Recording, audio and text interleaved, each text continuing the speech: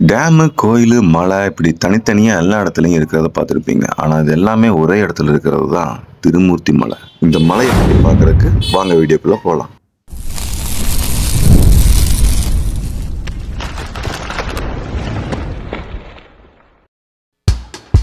கோயிலுக்கு போகிறதுக்கு முன்னாடியே லெஃப்ட் சைடில் இருக்கிற இடம் தான் இந்த டேம். என்னதான் வெயில் அடித்தாலும் இங்கே பக்கத்தில் போய் நின்னோம்னா சிலு சிலுன்னு அந்த கூலிங்கான காற்று தான் வரும்.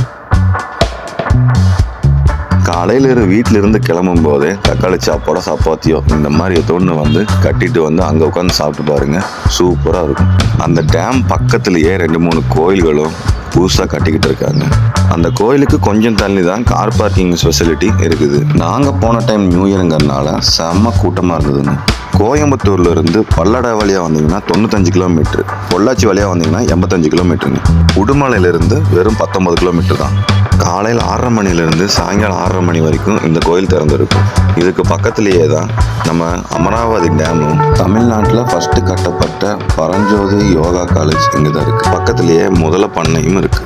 இந்த இடத்துல மலைக்கண்ணன், பாகப்பிரிவினை, முரட்டுக்காலை, கிழக்கு வாசல், சின்ன கவுண்டர், தேவர் மகன், பாம்பின்னு இப்படி பல படங்கள் எடுத்து வச்சுருக்காங்க. நீங்கள் 2 வீலரில் வந்தால் இந்த இடம் வரைக்கும் வரலாம். ஆனால் நிப்பாட்டும் போது பொருட்கள், துணிமணி எதாக இருந்தாலும் எடுத்துகிட்டு போயிருங்க. ஏன்னா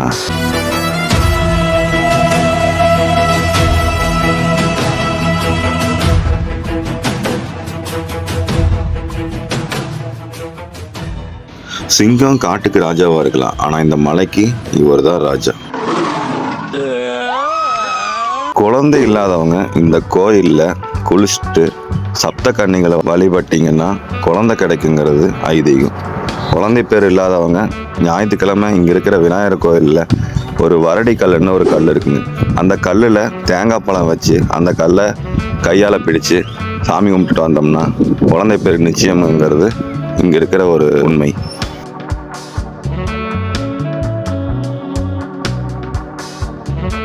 இந்த கோயிலுக்கு பின்னாடி இருக்கிற ஆறில் குழந்தைங்க, பொம்பளைங்க கால் நினைச்சிட்டு கோயிலை சாமி கும்பிடுறவங்க கும்பிடலாம்.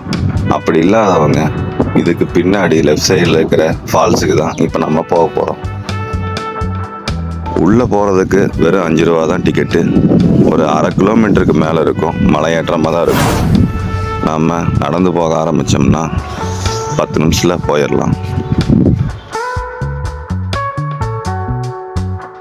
நியூ இயர் அன்னைக்கு போனதுனால செம கூட்டமாக இருந்தது. ஃபால்ஸ்லேயும் நல்லா தண்ணி போச்சு.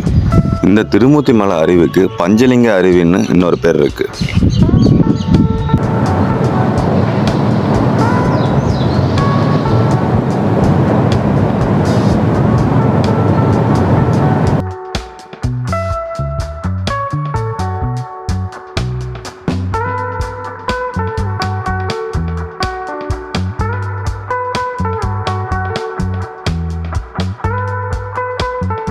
நாங்கள் 2 பேரும் இந்த நண்பர் குரங்கு குப்பனோட பேச ஐயோ இன்னும் ரொம்ப ரோலிங் ஆகுது.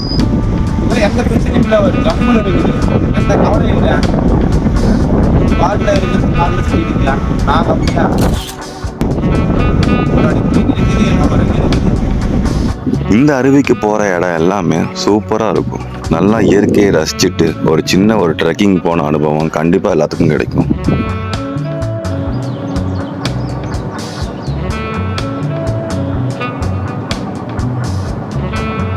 வாரத்துக்கு ஒரு தடவை இல்லைனாலும் மாதத்துக்கு ஒரு தடவை இந்த மாதிரி இயற்கையான இடத்த சுற்றி பாருங்கள், லைஃப் நல்லாயிருக்கும்.